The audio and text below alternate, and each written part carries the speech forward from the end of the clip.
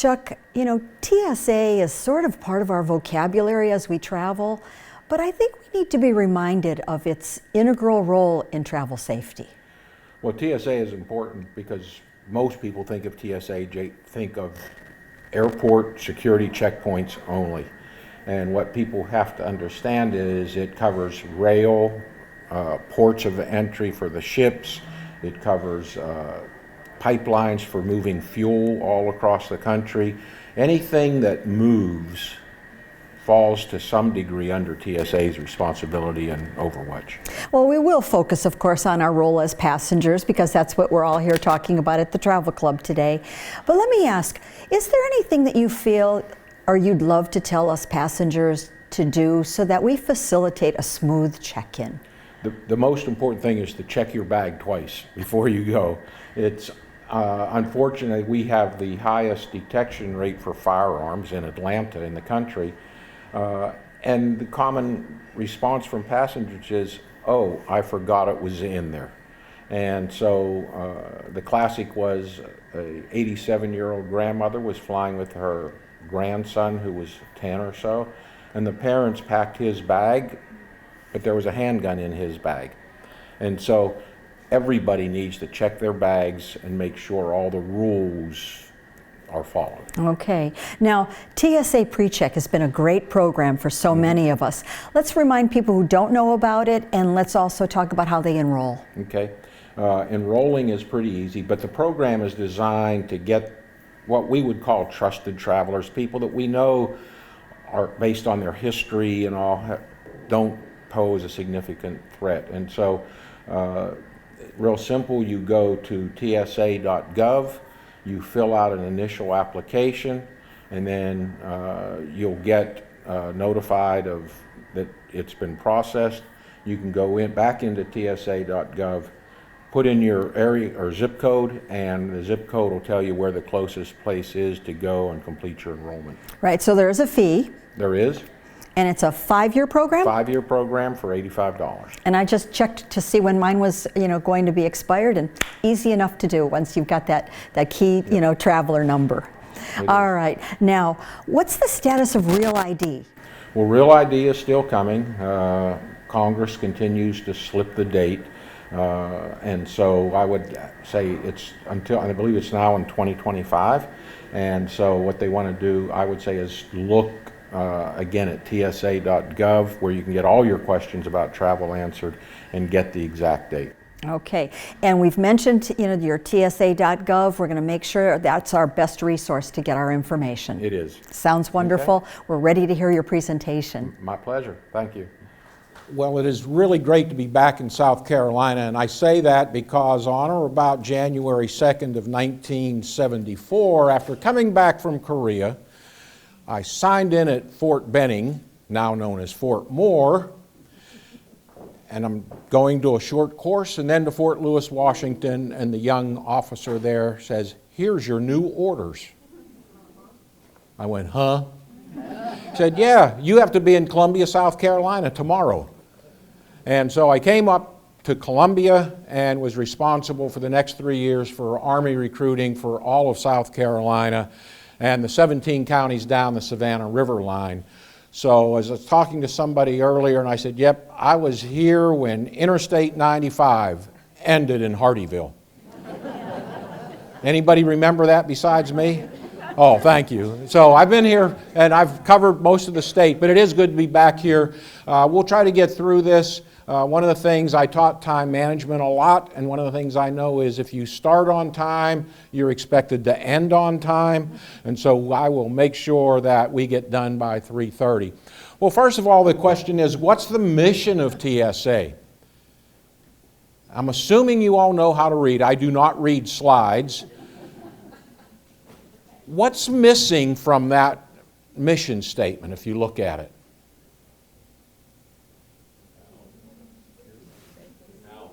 How? Notice the word aviation doesn't appear anywhere. Because if I took a poll and I ask you, what's TSA do? You'd say, they're the people that make us wait in line at the airport.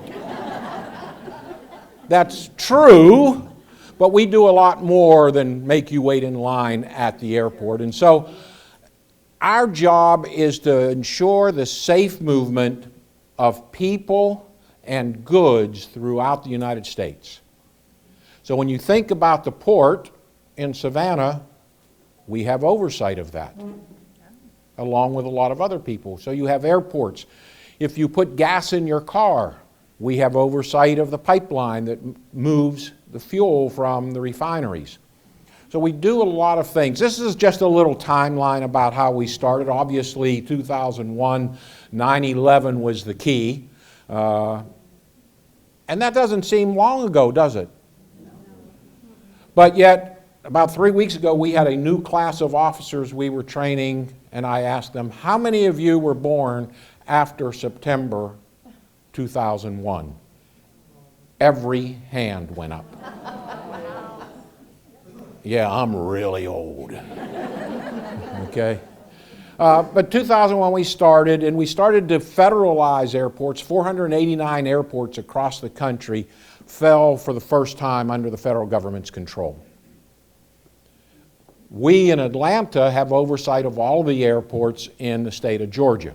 So there's 8 federalized commercial airports in Georgia. We have oversight of all of them, which for the life of me, I cannot explain why I came to South Carolina instead of the people responsible for South Carolina, but I love coming back here.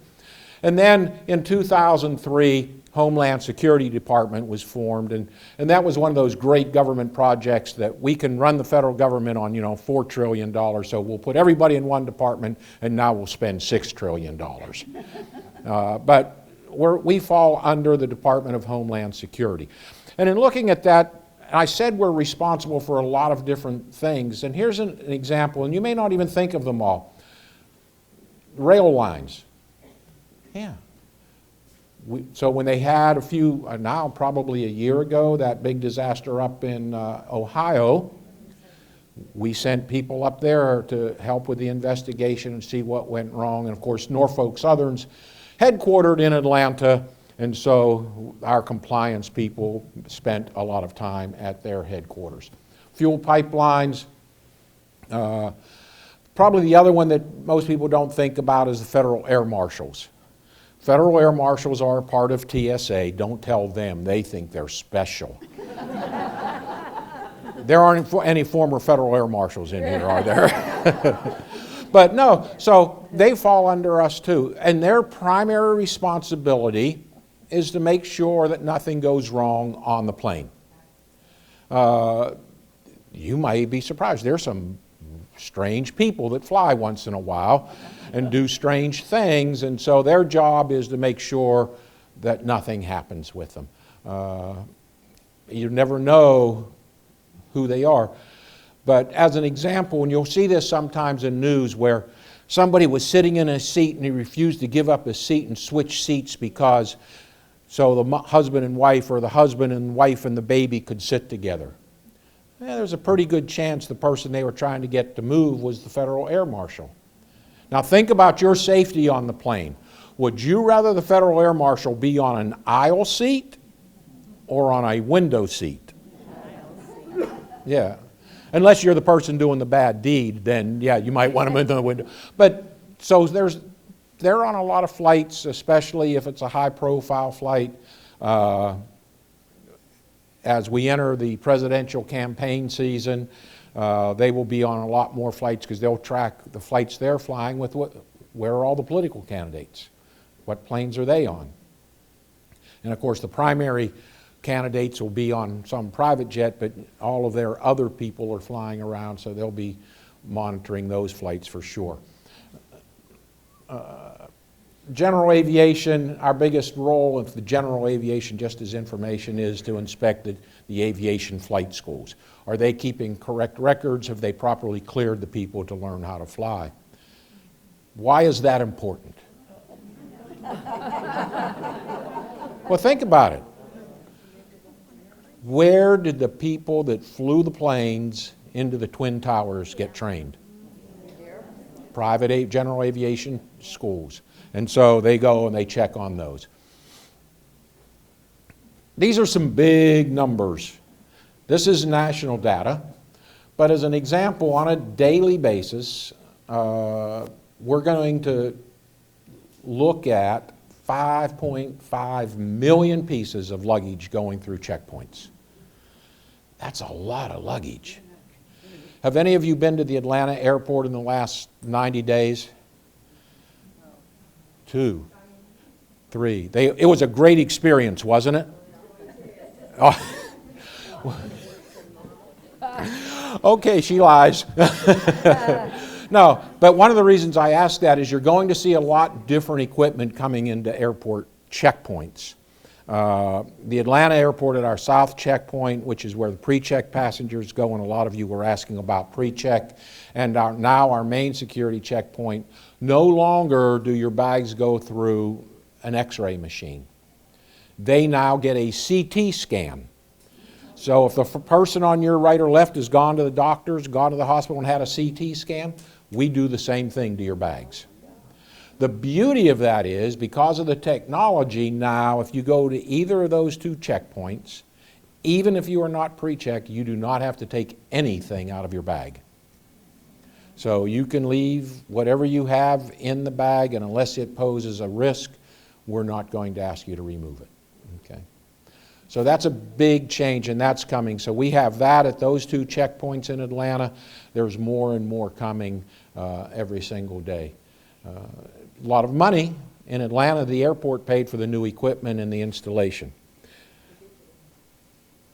The digital. Okay.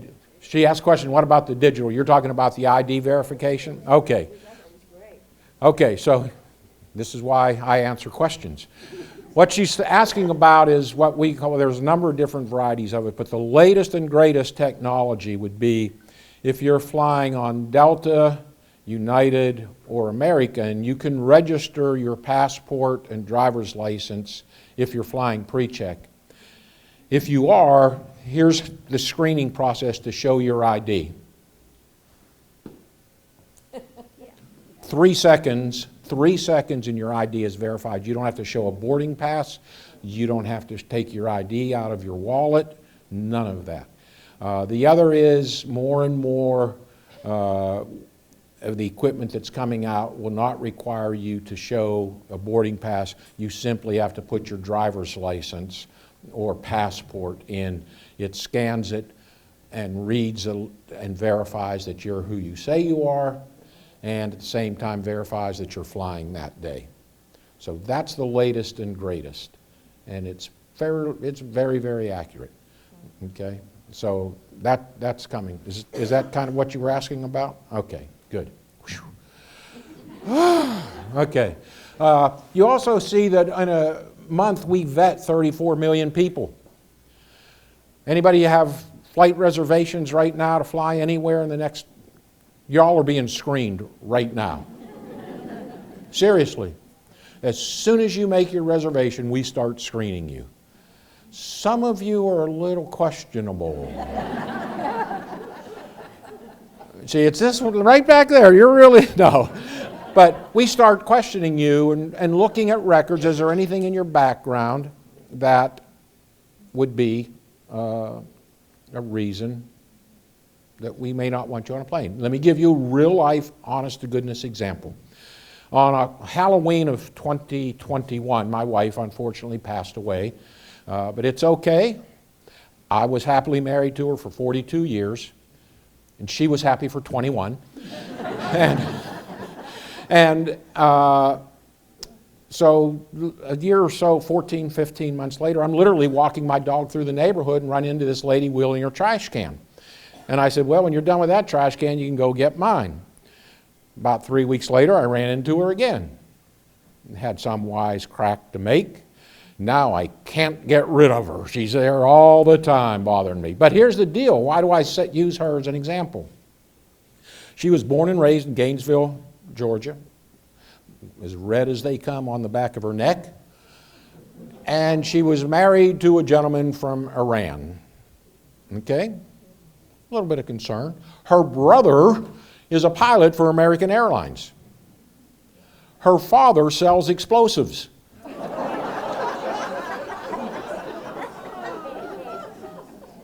How many of you would want her on your plane? Yeah. Yeah, I don't think so either. And if I'm flying, she ain't going with me.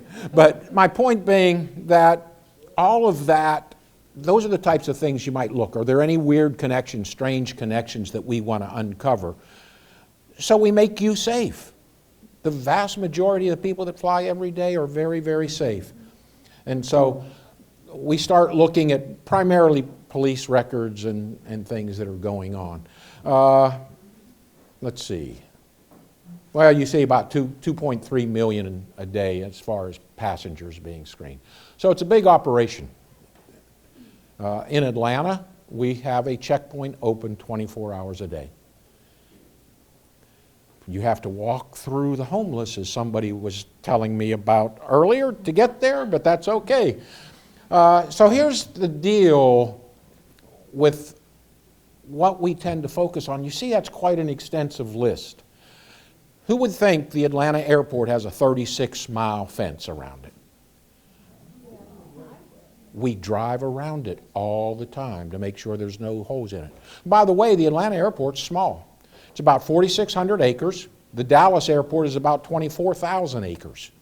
And Denver is like, somebody over here was from Denver. Who was it was from Denver? Yeah, Denver airport is like massive. It's like the state of Rhode Island or something. I don't know. But we patrol the fence because people can cut fences, get in, do all kinds of things in there. And you want to keep animals out of the airport as well. And so those are some of the things. We actually will try to sneak on airplanes. We'll sneak on and hide something that there shouldn't be on the airplane. We'll see if the flight attendants find it as they inspect the plane in between flights, or before they do the security check in the morning. Again, all to make sure that the people charged with making your flight safe are doing their job. So there's a lot of things that we get involved in. Anybody have any questions about any on that list, particularly that would like, wow, what's that mean? What are they doing in the picture? Okay. What he's doing is taking a sample of their hands, and then they take that, there's a little piece of cloth, and they put it in a machine that is looking for traces of explosives. Is it sensitive? Yes. It's the only thing it's looking for are traces of explosives. We're not looking for drugs. We're not a drug detection agency. And we do find a lot of people with traces of explosives on their hands.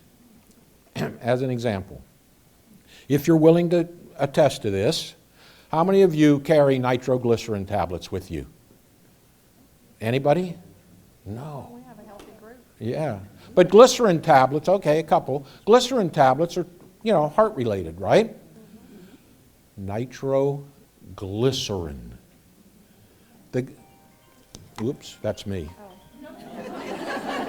Sorry about that. It's your neighbor.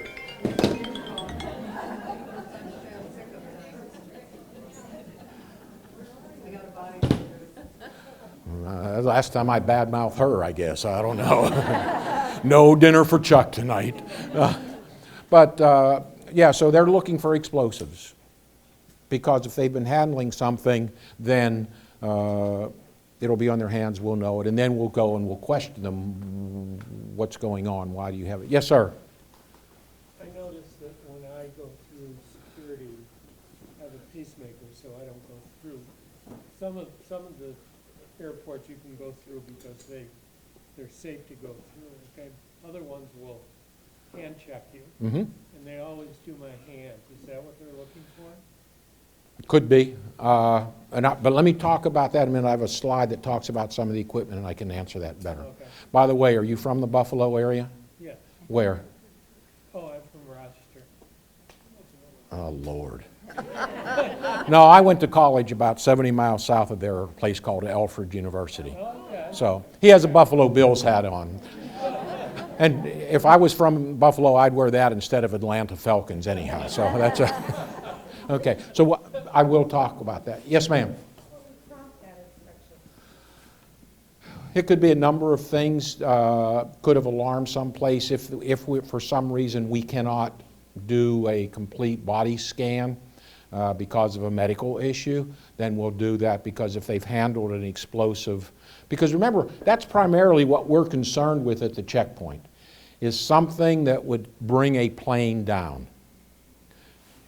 I was actually wondering that because that happens to me just Okay. recently, and I didn't know if I was somehow profiled, but No. they went through my luggage, and they took my, I don't know what I mean, but I mean, Yeah. my age, my people, No. there's a combination of young people and Okay. First of all, you were not profiled.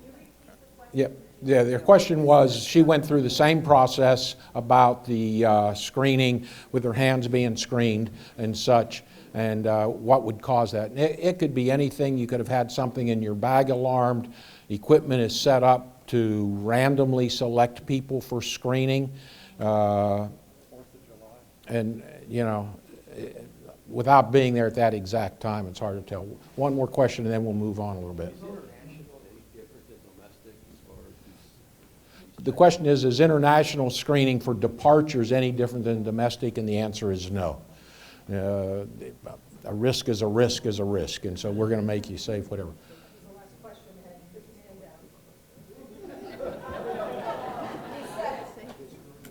Okay, sir, he's bigger than me. How come in Atlanta, you come back international and you make this screen again? If the international guys are doing their job. Okay. What, you're talking to fly to Savannah or to fly to another airport? Yeah, to fly up. Okay, so the question is, if you come through Atlanta and you go through CBP and they check, make sure you don't have any dirty underwear or whatever it is they do, and then you have to go through that TSA screening again. The reason is because you probably have had access to your checked baggage. And there are items that are allowed in checked baggage that are prohibited in the carry-on accessible property, primarily firearms. You can put a firearm in your checked baggage under certain conditions. So if you've had access to it in Customs and Border Protection, you could theoretically take it out and have it on your possession when you get on the plane. Okay? All right. So I'm going to get off this slide real quick. So here's an example, too, of some of the people that we work with on the federal side, a whole big laundry list. And we go to a lot of meetings with a lot of these folks. And unfortunately, I guess, depending how you look at it, over the next 2 years, we're going to be doing a lot more of it in Atlanta, because what's going to happen in Atlanta in 2026? The World Cup Soccer. 9 games to include 1 semifinal. So it will be like 9 Super Bowls in a 16-day period. And so we'll have a lot of look at what's going on, because again, the international community will be very prevalent, and we want to make sure that people are safe.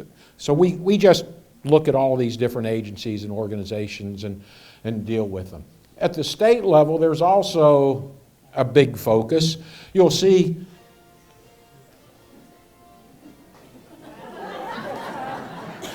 that's not my phone. But you see some things up there, like if you look at the third one from the bottom, the Georgia Gang Investigative Association. It's like, really? There is. Georgia, Atlanta has huge gang activity. Now, any law enforcement in here, if I was wrong, please don't say that I was. But no, there is. Atlanta is major theft of tractor trailers. Because think about it, you got Interstate 85, 75, and 20 all in the city of Atlanta.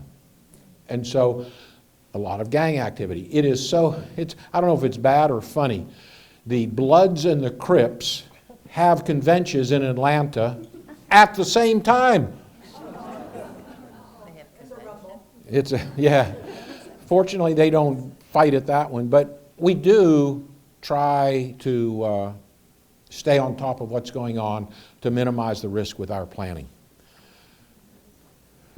And then some other agencies there. If you look at the fourth one down, the Greyhound. There's a Greyhound bus station in the Atlanta airport. And it's like, well, I didn't know that. But what happens is, why do we care about them?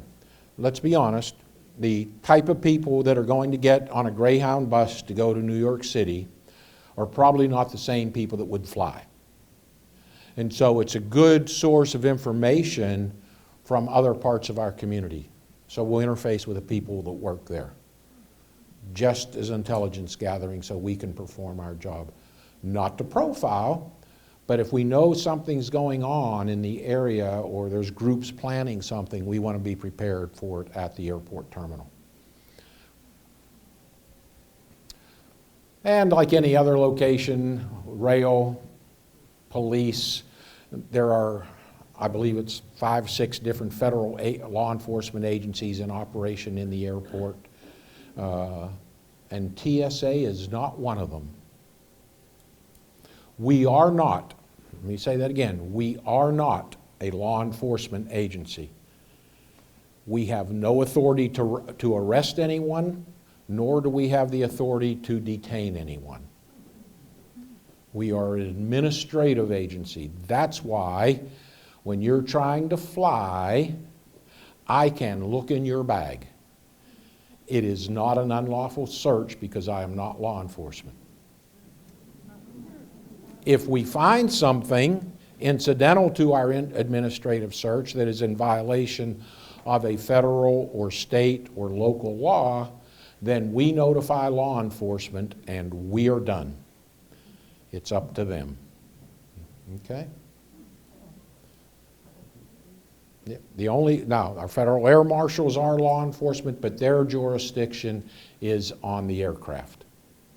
Because that's, when you're in the plane in the sky, you're not in anybody's state, city, or county. So it's a pretty important piece, and we work very hard to maintain that administrative posture. Because otherwise, I walk up and I say, can I check your bag? And you say, nope. Okay, now I'm in a law enforcement. If I force it and I found something illegal, chances are it could not be used as evidence. But if I ask you, can I search your bag? And you say, nope, guess what I say? You can't fly. And it's that easy. It's that simple. And we do have a bomb squad. I have 9 explosive experts that work with TSA. They're pretty busy. But it's not 99% of the cases, actually higher than that, there's nothing to them. But I know we have, how many vets in here, retired, or veterans, whether retired or not? A fair number, right?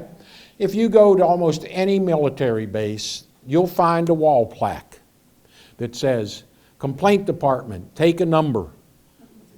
And it's connected to a fake hand grenade. Well, the problem is when that fake hand grenade shows up on the X-ray or CT, I don't know it's fake. So at that point, we call the bombs tech guys, they come, they look at it, and they then determine whether it's a risk or not.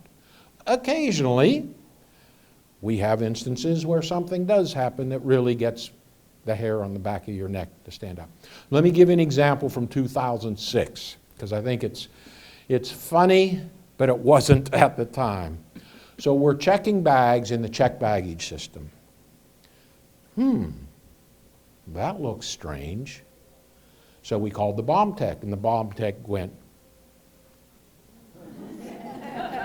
that looks strange, we need to call the bomb squad. Well, by that time we had read the 10-digit bag tag number.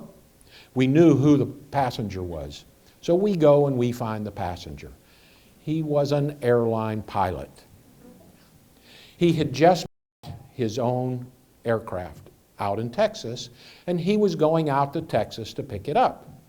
He hadn't flown it, so he wanted to be sure that if something were to happen and he had to put it down, people would be able to find him, so he said, I'm going to take some flares with me. Well, you don't want flares just rattling around in your suitcase, do you? So let me put them in a lead pipe.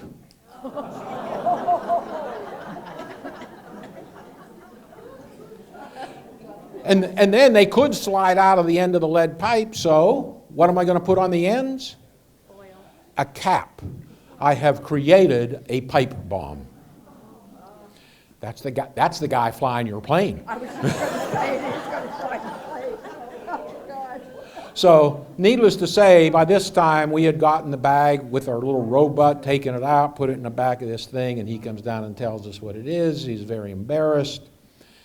He delayed the plane. His chief pilot was not embarrassed. He didn't even think it was funny. And so everything was okay, but that's an example of some of the stuff that goes on that you'll never see at the airport. But again, was it a danger? 99.999% no. But, you know, I don't want to be on the plane that has that 0.0001% of having something dangerous happen. So there are a lot of bomb techs involved. So here's the part that you really came to see and hear about. How are you going to travel and have a more pleasurable flight experience? So a couple of things we're going to talk about: secure flight pre-check, TWIC, and surface transportation. When we talk about the vetting process, you can see the list there on your left of the types of people that we vet.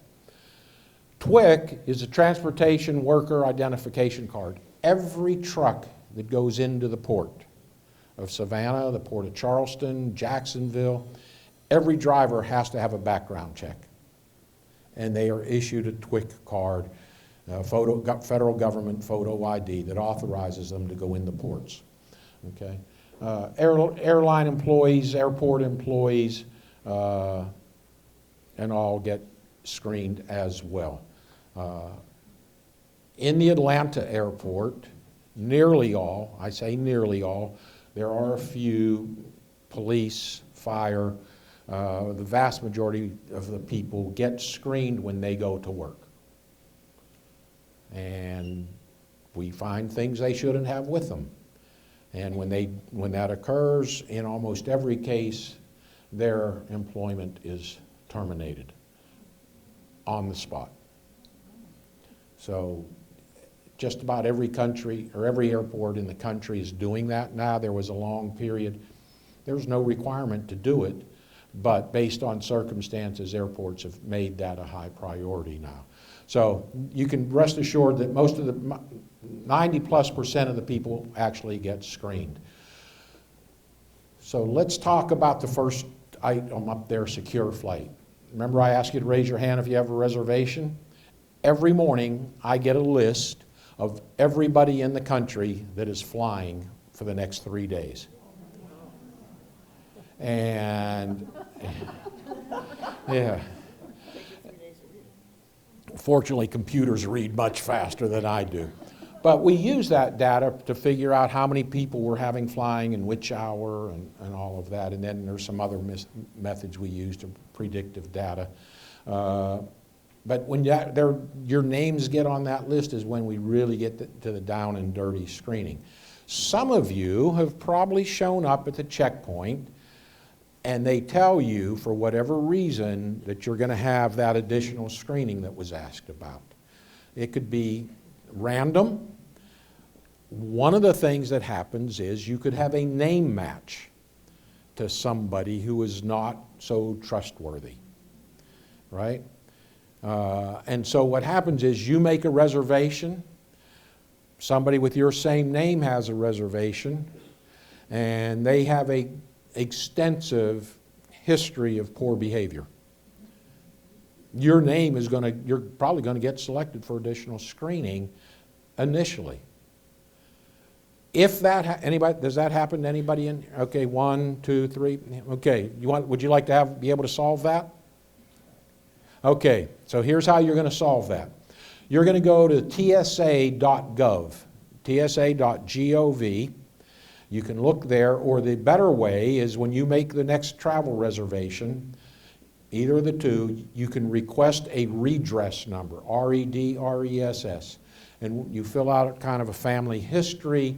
They should then do a background check on you, and then at that point, you should not have a problem in the future.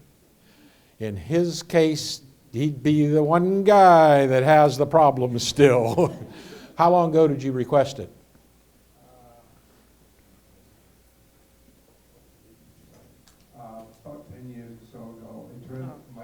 Patrick J. McCaffrey, and there's somebody with that name that is flagged.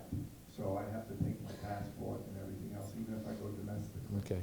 I did the redress and I was denied. Did they say denied? Did they what? Did they said denied? Yes. And it was 10 years ago. Yes. Okay, here's where I put my career on the line for you.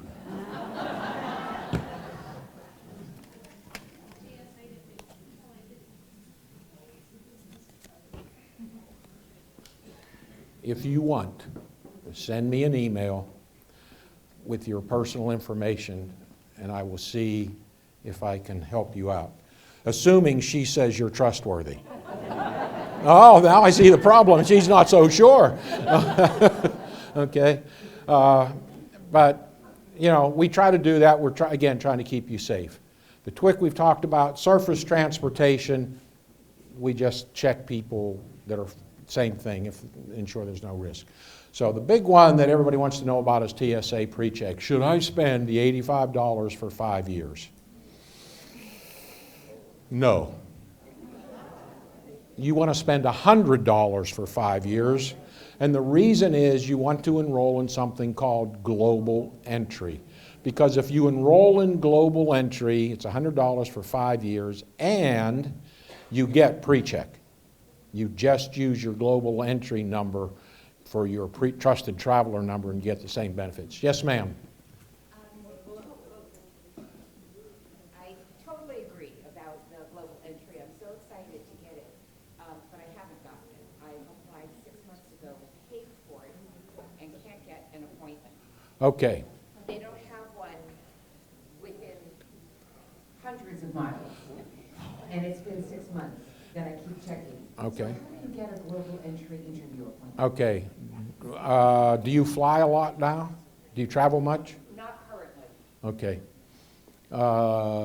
In Atlanta, I can speak to, and other airports are doing it. They're doing, if you flew, let's say international, like you flew to North Carolina or something, I don't know, and you had to fly back through international at Atlanta, when you go through customs and international, they can do the processing right there.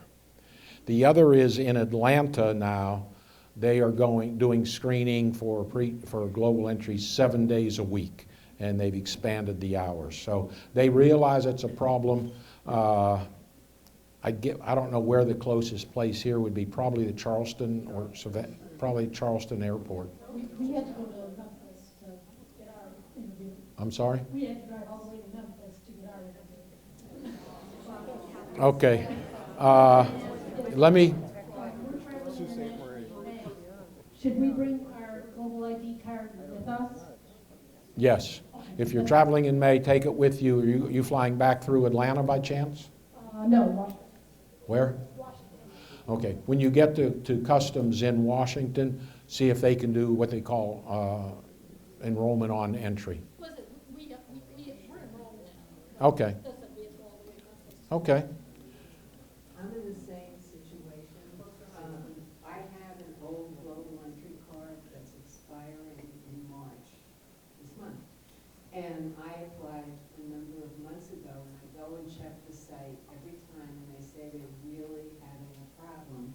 So, they said that they will allow people to use expired global entry cards until is that true? I have heard that. I can't 100% guarantee it, but I have heard that because they know they are so backed up. Mine is a year expired and they're still taking it. There you go. She said hers has been expired for a year and they're still letting her in to use it. To have it renewed. Yeah. It hasn't come. Right. Our last 2 international flights, we didn't even need our card. We just walked up and the photo. At least in Atlanta, we didn't even need the TSA, the global entry card to get back into the country. Yeah. Yeah, could be facial now because we're doing more and more of that. So customs, I don't, you know, they operate on their own. I know what they do and I interface with them a lot, but it's well documented that their interview certification process is slow. That's why they're going to a 7-day-a-week. Here's some of the vetting that we talked about. We start looking in depth.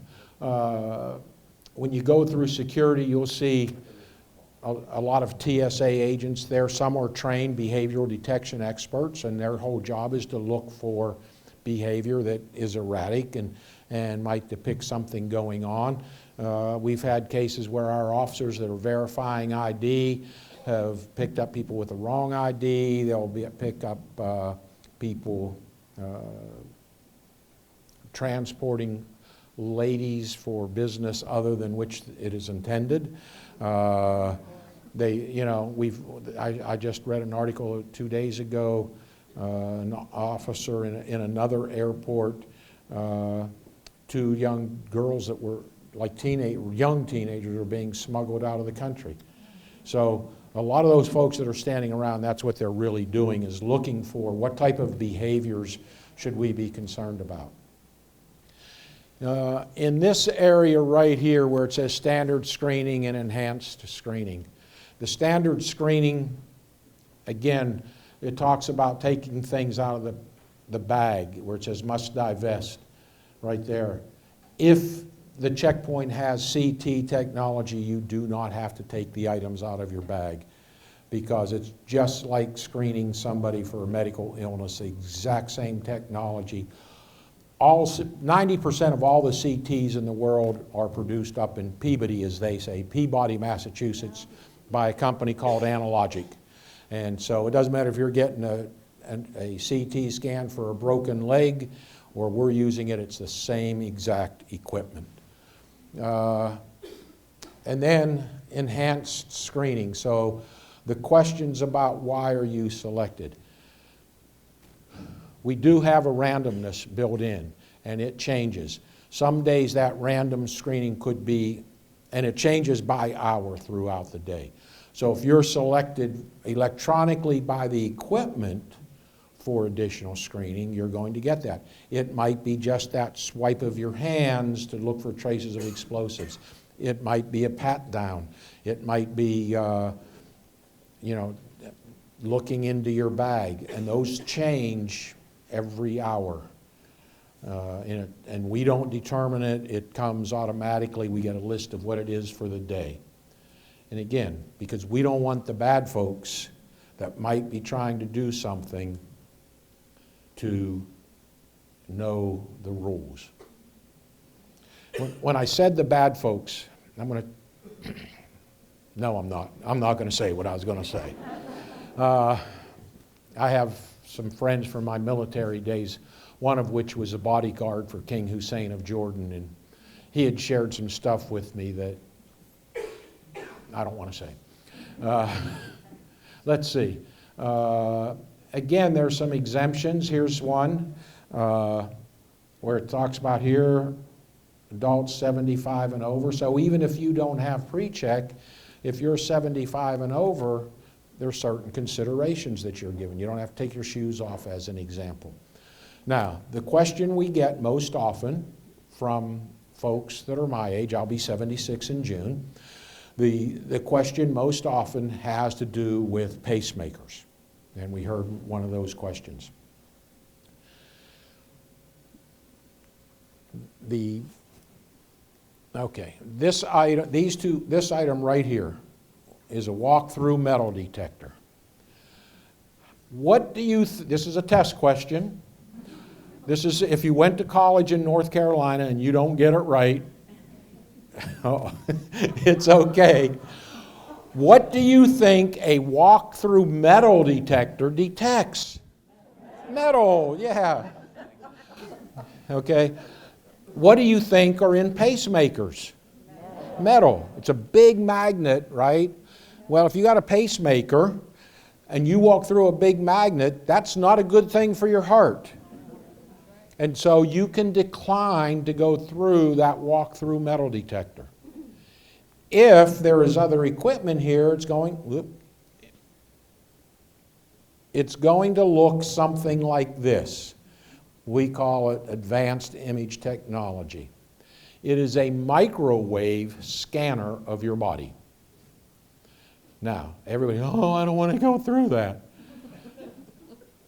You get exposure to microwaves, you would have to make 10,000 cell phone calls to get that same level of exposure. So it's very, very safe. No known downside to it. But everybody has their thing and don't want to go through it. Most prevalent, the people that don't want to go through that are young ladies who are pregnant. And I can understand that. You know, we say, well, it won't hurt the baby. Well, how do we know? You know, but it is, we've had no problems. Nobody's gotten hurt, sick, or anything by them. So this one looks for metal. This one is scanning your body for things that shouldn't be there. As an example, if I went through right now, I would get selected for a search because I'm wearing a knee brace on my left leg, right? And it's going to say, well, that shouldn't be there. If you've had a medical implant of some type, it could pick it up. If you travel internationally and you're one of those folks that carries a money belt with a lot of cash, come see me afterwards. I'll relieve you of your cash and you won't need the money belt. No, but you're going through security and you have a money belt and you didn't take it off and put it in the bin, it's going to find it. And then we'll take it and we'll look at it and we'll do the pat down and you'll be good to go. But again, we're looking to make sure nothing is out of place. Okay. I'm going to address this next issue. It may or may not apply to you, but I'm going to cover it because I get asked about it all the time. And you may have somebody in your family that it would relate to. And that's the transgender community, right? Males who are born male, but they present themselves as a female or vice versa. We screen the passenger the way they present themselves. If you show up and we think you're a male, we're going to screen you as a male. If you show up and you appear to be a female, we'll screen the person as a female. And I've spoken about this at a conference of transgender people, about 900, so it's nothing bad. It's not a political statement at all. I had one of them ask me, well, what do you mean? I said, well, if you present as a woman, which this individual was, we're going to push the pink button. And it's going to look for certain things above the waist and the absence of certain things below the waist. And vice versa. And the whole room went, oh, nobody ever told us that. It's a simple explanation. And I had, however many people walk out of the room happy knowing a little bit more. So that's the whole thing. Do not be, if you have a medical condition, let the people know. Their job is to make it easy for you while still providing adequate security. Okay? Did that answer the question about pacemakers and such? Okay. A couple of other things. This is the latest, greatest technology, credential authentication. That's where you just present your self and maybe your driver's license or maybe not, depending on what version is present. If power goes out, these are boarding pass scanners where you put your actual boarding pass or either paper or on your phone and it reads the barcoding.